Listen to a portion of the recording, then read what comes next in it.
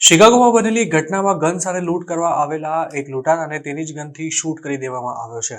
Local પોલીસના જણાવ્યા અનુસાર ગયા વીકમાં બનેલી આ ઘટનામાં લૂંટારા અને વિક્ટીમ વચ્ચે ઝપાઝપી થયા બાદ વિક્ટીમે તેની પાસેથી ગન છીનવી લઈને લૂંટારાને છાતીમાં ગોળી મારી દીધી હતી. શનિવારે બપોરે 2:50 વેસ્ટ ઓફ ગારફિલ્ડ બુલેવર્ડના 1500 બ્લોકમાં બનેલી આ ઘટનામાં 43 વર્ષનો એક વ્યક્તિ રસ્તા પર કોઈ કામ કરી રહ્યો હતો ત્યારે એક લૂંટારાએ તેને ગન બતાવીને લૂંટવાનો પ્રયાસ કર્યો હતો, પરંતુ આ દરમિયાન બંને વચ્ચે ઝપાઝપી શરૂ થઈ હતી અને વિક્ટીમે રોબરની ગન છીનવી લેવાનો પ્રયાસ કર્યો હતો. લૂંટારાની ગન પોતાના હાથમાં આવતા જ તેણે એક શોટ ફાયર કર્યો હતો, જે રોબરની છાતીમાં વાગતા તે ત્યાં જ ઢળી પડ્યો હતો. તેને ક્રિટિકલ કન્ડિશનમાં નજીકની હોસ્પિટલમાં લઈ જવાયો હતો, પરંતુ ત્યાં તેને મૃત જાહેર કરવામાં આવ્યો હતો. પોલીસે આ મામલે લૂંટારાને શૂટ કરનારા વ્યક્તિ પર હજુ સુધી કોઈ કાર્યવાહી નથી કરી, પરંતુ કેસની તપાસ હજુ ચાલુ છે. શિકાગોનો સમાવેશ અમેરિકાના સૌથી વધુ ક્રાઇમ રેટ્સ ધરાવતા શહેરોમાં થાય છે અને રોબરી તેમજ શૂટિંગ જાણે શહેરમાં કોઈ નવી વાત જ નથી. શિકાગોમાં હવે ટીનેજર્સ દ્વારા પણ ગંભીર ગુના કરવાનું પ્રમાણ ઘણું જ વધી રહ્યું છે.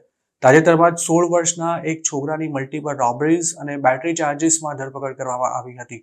શિકાગો પોલીસ ડિપાર્ટમેન્ટના જણાવ્યા અનુસાર 16 વર્ષના આ આરોપીએ ગન સાથે ગુનાઓને અંજામ આપ્યો હતો, જેની bureau of counter terrorism ટેક્ટિકલ team અને શિકાગો પોલીસ દ્વારા સોમવારે ધરપકડ કરવામાં આવી હતી.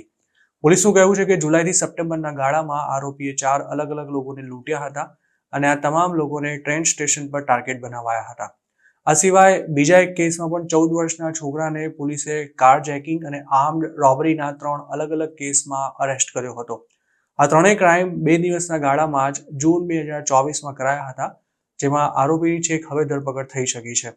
આ ટીનેજર પર પોલીસે એગ્રીવેટેડ વેહિક્યુલર હાઇજેકિંગ વિથ ફાયર આર્મના 2 ફેલોની કાઉન્ટ્સ તેમજ આર્મ્ડ રોબરીના 2 ફેલોની ચાર્જીસ લગાવ્યા છે. પોલીસને શંકા છે કે આરોપી કોઈ ગેંગ સાથે મળીને ક્રાઇમ કરતો હોવો જોઈએ, પરંતુ તેના અન્ય કોઈ સાગરીતને હજુ સુધી નથી પકડી શકાયા. આ સિવાય શિકાગોમાં બુધવારે સાંજે વેસ્ટ સાઇડ નજીક 18 વર્ષના એક છોકરાને શૂટ કરવામાં આવ્યો હતો. પોલીસના જણાવ્યા અનુસાર મૃતક સાઇડ વોક પર ચાલી રહ્યો હતો ત્યારે કોઈ અજાણ્યા વ્યક્તિએ તેને પીઠમાં ગોળી મારી હતી.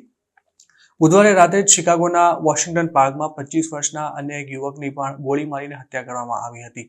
આ ઘટના સાઉથ મિશિગન એવેન્યુમાં બની હતી.